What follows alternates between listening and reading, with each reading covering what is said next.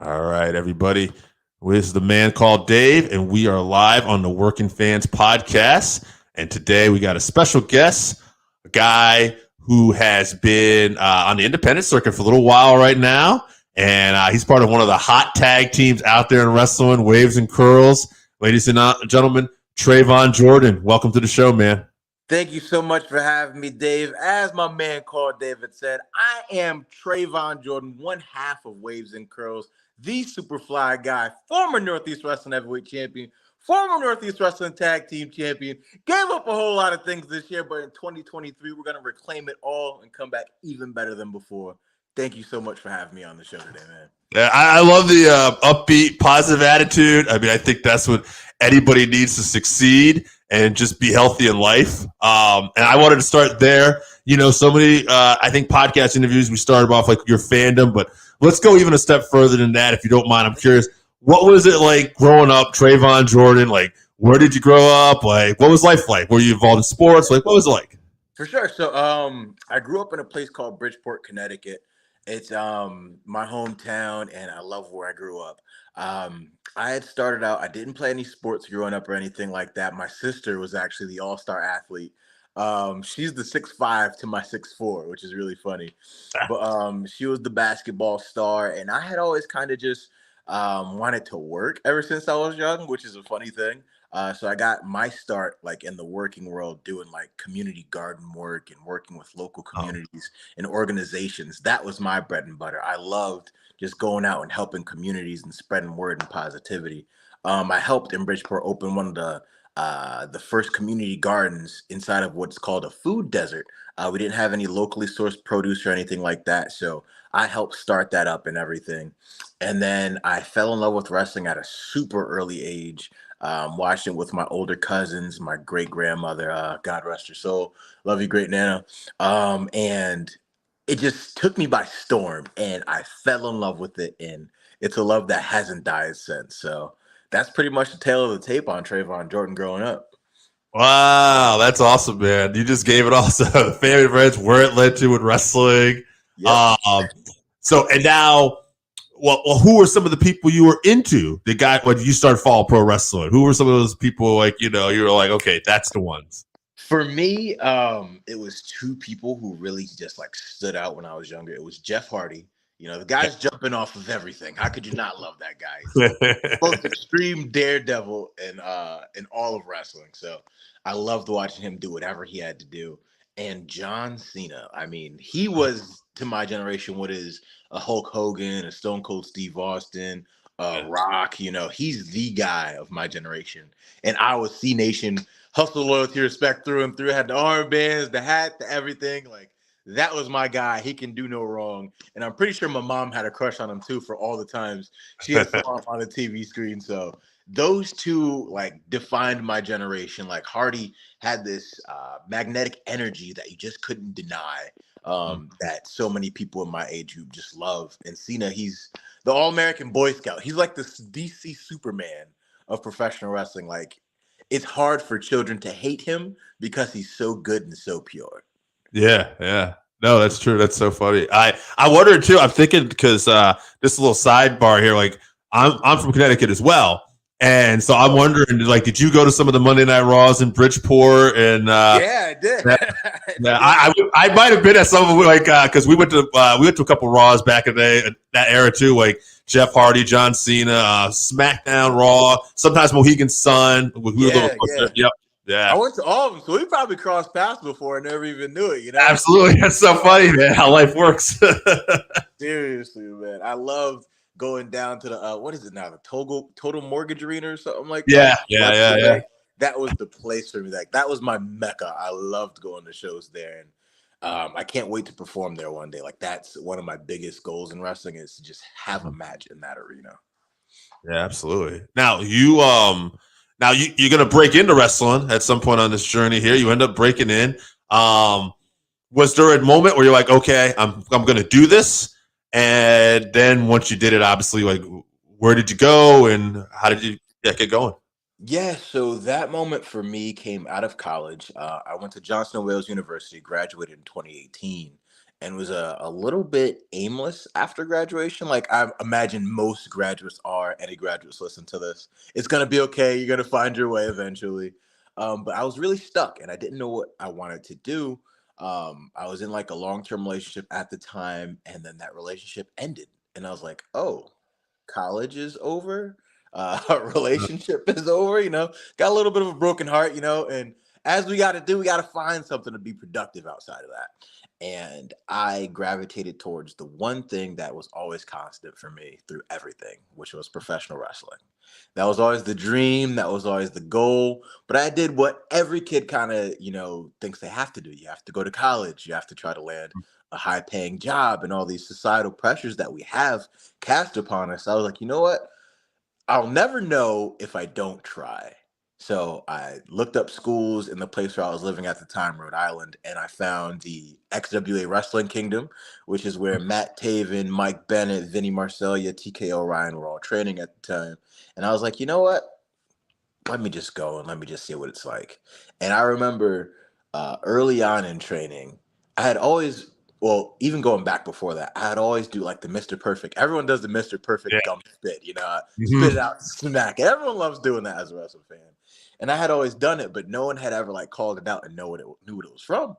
And I was walking into training and I had done the Mr. Perfect gum spit, just like subconsciously. I don't even know why I did it. I just did it. And then Taven looks at me and goes, oh, Mr. Perfect. Okay.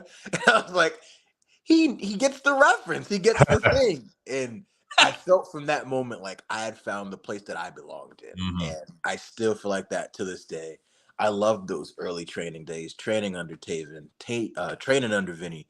It was some of the best memories that I'll ever have because they Yeah. really drill into us, the love for professional wrestling and how to carry yourself in wrestling, in the locker room, outside of the locker room, and really earning, everything every step of the way. So without those men, I'd be nothing. I'll tell you what, like we're gonna keep going into this as we get on, but like XWA, Northeast Wrestling, we haven't talked about it, but Beyond Wrestling, all these promotions that you've worked for, you're on your journey here. Like people don't, if they don't know, not as there, MJF, Darby Allen, like bro, there's so much talent that goes through these areas that you get to work with and stuff too that they don't understand. It's incredible out here. Yeah, it's the New England scene is just such a amazing wrestling scene, and it's always been that. There's a legacy of great competitors who have come through here. You got the Matt Tavens, the Mike Bennett's, the Brian Maloneses, all these huge names that grew up in this area and who honed their craft here. You're talking about Beyond and Northeast Wrestling. You got Warbeard Hanson, you got the Keith Lees, you got the Christian Casanovas. So many stars who have, use these platforms here in the Northeast to further their careers. It's a hotbed and it's a place where wrestlers want to be and come to learn. So it's a privilege to be here in the Northeast. Seriously. Did you get to see some of? I mean, because obviously, growing up as a kid, we don't always know everything that's out there. But did you get to go to any independent wrestling shows around the area too, or? I only think I went to one as a kid. Like I even like going into training, I didn't know much about the Gotcha. independence. I kind of learned, on the fly. I learned while I was growing into the independence. Um, my mom had brought me to one at like you're from Connecticut, so it's in Yeah. Bridgeport, the Sheehan Center in downtown Bridgeport. And there was like an indie show, and I don't even remember the card. I've been wanting to look it up and find out who these stars were. Cause I remember like they were just still like phenomenal competitors to me, and I loved what I was seeing. So that was the small taste I got of indie wrestling, and Yeah. now I'm just like, of course, I love it. Like it's my lifeblood. Couldn't live without it. Absolutely. Now, so now you start wrestling. Eventually, you become part of Waves and Curls. What were the early days like, and when did Waves and Curls become a thing? So the early days were just, going to trainings, learning, all the necessary steps to becoming a wrestler, visiting shows, setting up, doing ring crew, all the grunt and base level work that you kind of have to do to earn your stake in independent wrestling to prove you're going to be around for a while. JB, my tag partner, he had started a little bit before me and had his debut before me in a little bit. So he was already kind of getting his ball rolling just a bit. But when we had trained together, Taven had kind of saw that we had like the same style. We had like the same kind of lingo and vernacular. We were around the same age. He was a little bit younger. I was a little bit older, but we kind of had that same little swagger to us. And Taven was like, "Why don't you guys just, team up?" He was really solid. JB still to this day is an amazing in-ring wrestler, and I was always kind of learning a step or two behind. I'll admit that, as a man, I was always a step or two behind. Yeah. And for me, the public speaking was always my thing. I had done spoken word poetry growing up. I was used to performing in front of crowds. I was fine on the microphone. I love doing microphone work. So he was like, "You two can learn together if we Right. put together. So one hand washes the other, iron sharpens iron." And that's where we kind of started flirting with the idea. And then we started working together as a tag during training. And then one of our training partners, the Big Ragu, he he had thought of the name Waves and Curls because we were debating for a long time. What are we going to name ourselves? How can we market and package ourselves? He was like, "Well," took a toothpick out of his mouth. That's how the Big Ragu talks. "Well, you got waves, you got curls. How about we put it together? Waves and curls." And from that moment, we're like, "You know what? That's the one. We're gonna stick with that through and through." And we had, started doing smaller shows. We did some of the XWA, what doesn't really happen anymore. The Thursday night throwdowns. Mhm. Did those shows to kind of hone the craft. Then we moved more into doing the Limitless Wrestling Dojo shows. We did Northeast Wrestling, our first early matches for Northeast Wrestling. PAPW down in Connecticut, they helped us grow a lot. And then from there, we just kept learning and growing on the fly and becoming, what I consider one of the best tag teams in independent wrestling. Not saying that, as a brag or anything, just as a testament to all the work that we've had to put in over these last few years just to, establish our name. Oh yeah, no, absolutely. And PAW, I believe Paradise Alley Wrestling, right? That's one with Yeah. Paul Roma. Yep, that's Paul Yeah, Roman's school. Richard Holiday's come out of there from MLW. Yep. Again, going back to how much talent is. And the first time I saw you guys team up on the independent scene, me and a friend of mine who also is part of the podcast, AJ, we went to a Northeast wrestling show. And that was the night they had a lot of AEW talent there as well. And you guys were wrestling Private Party. WrestleFest 25. Yes. So, and I remember what was great about it though, and we could talk a little about this too, was and I again my first time seeing you guys, so I don't know, it might have been already been part of the, your presentation, but I was really blown away. It felt like a giant party when you're coming out, right? And everybody's having fun. For people who've never seen you guys, you got the Whitney Houston music playing, and you dancing, and it's just a really good time. What was like the best way? How did you guys come up with that presentation? Like, how did it evolve? Was it like that right from the get go, or was it like you get more comfortable and like, all right, let's do this or let's do some of that? Or for sure. So, a funny story background. I always tell it on podcasts about how Whitney Houston became the theme song. It was for my debut match in Top Rope Promotions, which is another promotion where we got our start at and which really helped us grow. Shout out to Ryan Waters, who's another man who helped assist in our training. I was getting ready for my debut match against the Beastmaster Nick Steele. Rest in peace once again. And I just didn't know what to choose for my theme music. I was like, there's got to be something out there, something that matches my personality, kind of brings that happiness, excited vibe. And I was stressing about it. And I was at my mom's house. And she was like, "Don't stress, son. It'll come to you. Just take it easy. Breathe a little bit. You're going to have a great time. It's going to be fine no matter what." And then a commercial came on for Amazon. And it was just a set of white lips. And it started singing Whitney Houston, "I Want to Dance with Somebody" a cappella. And then from the a cappella, it kicked into the actual music. And when the music hit, my mom starts dancing. She gets up, she starts moving and grooving. And I'm like, well, I'm a reflection of her because she was always a vibrant character growing up. She was always dancing, singing, having a great time. And that kind of helped me develop my own kind of personality growing up. I'm just her amplified times 22. And I was like, if this song can transform her from just sitting on the couch into a huge party, like in a few seconds, I was like, I want to bring this energy with me every single place that I go. So it was all just sitting at home watching TV with mom. And I love to say that I bring a piece of her with me every time I wrestle because that song, it came from her, so Yeah. it's all that love. And then the Waves and Curls experience, I think it has grown organically over time, small things change here and there, but we don't have like a set entrance per se. Besides the confetti, we got to hit the beat drop on the confetti every time. Can't miss that one. But we just like to feel it when we're in there, when we're out there. We burst through the curtain and try to convey to the crowd every single time we jump through the curtain, I Mhm. love you. That's the center of everything that we do. It's love, So we want everyone to have a good time. We want them to have a good time with us. We want them to experience whatever they're experiencing in the moment, amplify it and bring it out, we live so much in society in these little shells, these little bubbles, and we're told, hey, don't get out of that bubble. Stay inside of that.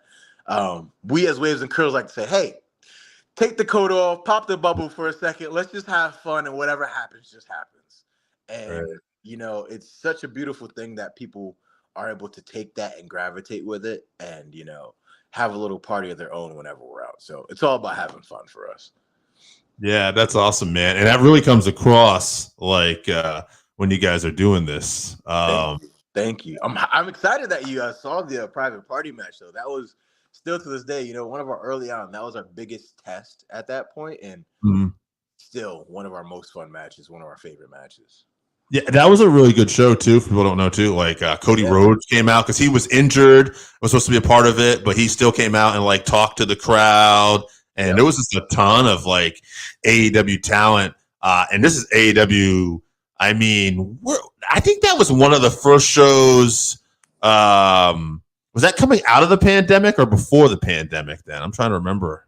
Coming out of the pandemic, It I was coming out of the pandemic, right? believe. Yeah. Yeah. So, well, actually, that's an interesting question too. I guess we'll bring up. So, this whole timeline when you're starting your career, what about when the pandemic happened? What did you guys do? Were you just whatever you could work, or did you keep busy? How did that all come about? Yeah. So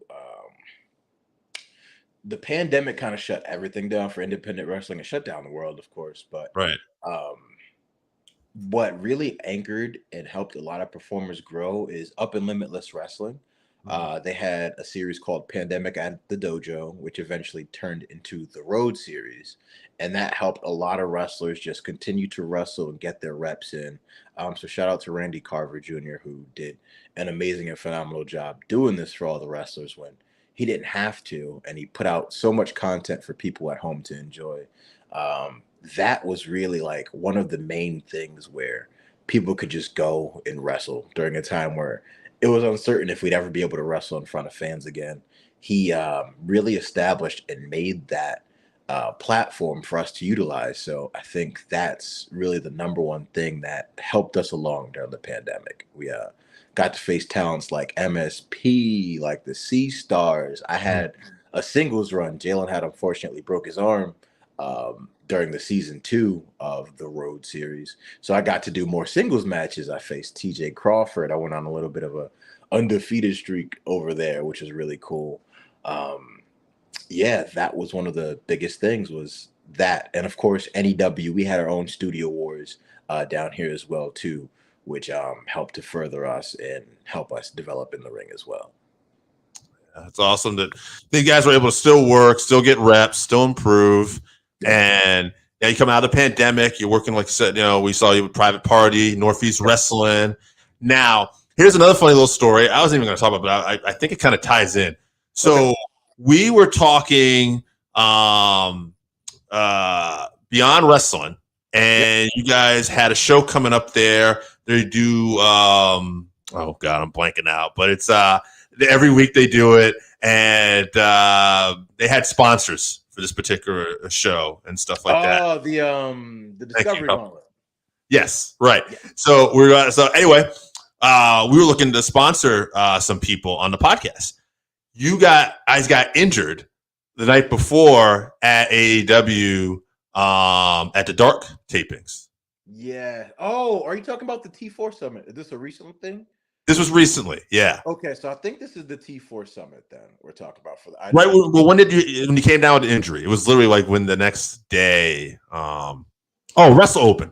It was Yes, Wrestle. Wrestling Open. Yep, Yeah, Wrestling Open. that's what it was. Yes. Yep. So, and they're doing like Wrestle Open, I think, every week too. But this is like Yeah. one of the initial ones. And we have a mutual friend, Michelle, who does stuff with Drew, and we had heard about Beyond doing the sponsor thing. So I thought, oh, cool to help out some wrestlers, but also cool for us to get some, publicity too for the podcast. So it's like, oh, it's a mutual thing.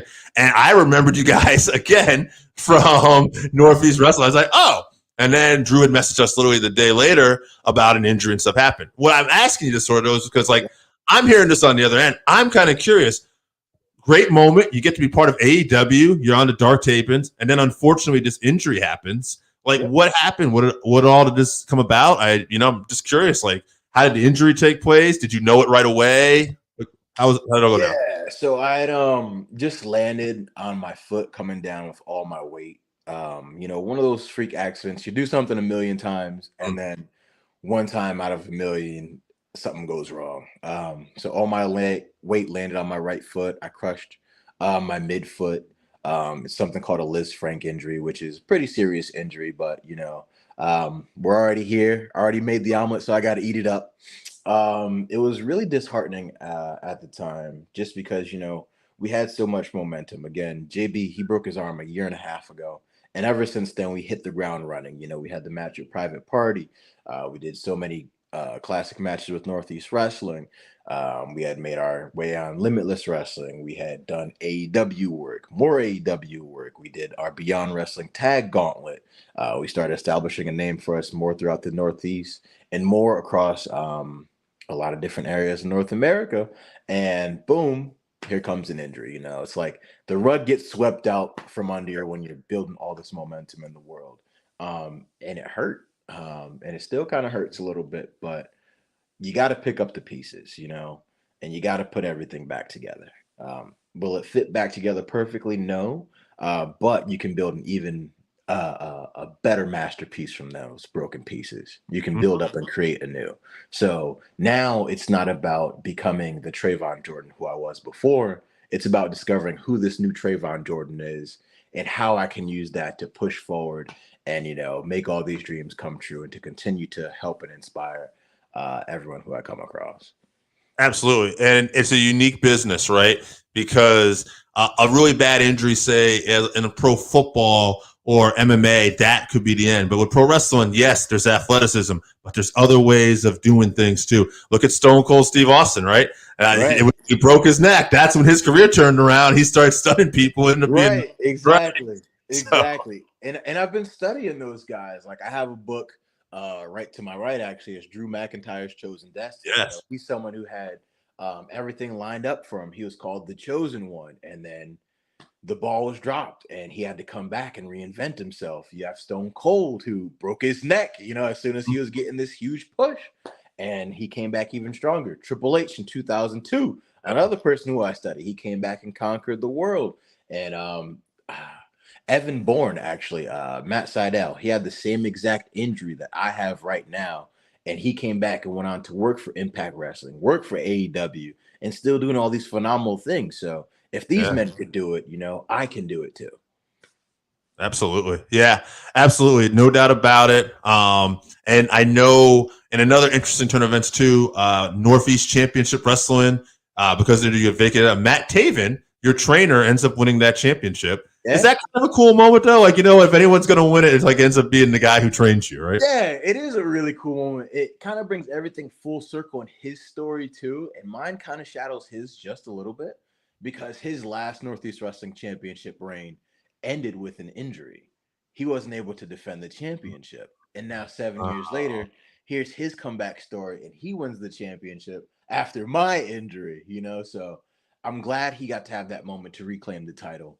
And for me personally, I love Pops, as we all emotionally call him. He's amazing, but I do still want to be Northeast Wrestling heavyweight champion, and come hell or high water, I want to win that title back. If he's still holding it, it'll be great to match off against him, but I'm going to do everything in my power to try to win that title back.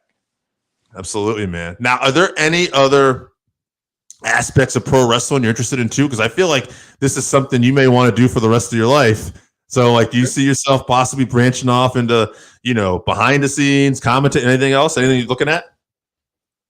Yes, I Mhm. do, but I don't know. I don't know if I'd be like a commentator. I don't know if I'd be good with like backstage producing. I'm always open to trying everything, Yeah. and seeing kind of what develops as I'm in it.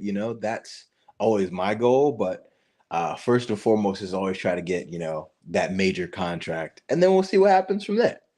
Yeah, absolutely. And do anything besides? I mean, pro wrestling seems like it's everything right now, other than obviously, you family. I can tell you're a very positive family friend person. But like, is there anything else besides wrestling that you're interested to? I gotta tell you, like when I talk to you, you're such a positive guy. Like I feel like, man, this guy could be like a motivational speaker, or Everyone always like, says that. yeah. Everyone says that all the time, man. Is well, I think other than wrestling, I really love studying stoicism and psychology. Like that's Mm, one of the main things. What I went to college for. I love doing poetry. I haven't written anything new, but I still love going back and reading the pieces that I wrote before. Another one of the goals that I have this year is to try to get an acting role, something outside the wrestling world, because I've always been intrigued by character development and emotional stories and storytelling. mhm. Um, and musical theater. I love musical theater. Yeah. It's one of my favorite things in the world. I was just watching Hamilton actually before we came on to the interview. And big theme park fanatic. I love Oh, theme parks. Like theme parks in my world. I'm gonna try to get to 5 new theme parks this year and ride a bunch of roller coasters.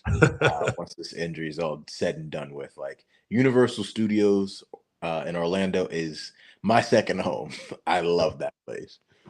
That's awesome, man. Yeah. Very interesting. Yeah. I mean, and acting, I mean, I always try to tell people like wrestling is like some of the best art you can come up with in terms of like acting and stuff too. Like you're doing all the physical. You don't even know a stunt man. You're the stunt man. Right. All right. Method acting. Who are the best wrestlers? The people who live their character, the people who are, so I mean, I think that's a good natural transition. Hopefully maybe you can find something to do that as well. Make your name. And again, and it builds up your brand, right? You're just Right. doing more things. Yeah. So, Right, exactly. So I say the same thing to people as well too. Like it's wrestling is everything rolled into one. It imitates life. It imitates other art forms, mhm. and it's this big amalgamation of just everything that people love. Like you can pull someone from like the musical theater world, pull someone who loves watching TV, pull someone who loves watching books or watching books, reading books, pull someone from every different walk of life. And there's something in wrestling they could resonate with, which is super cool to me.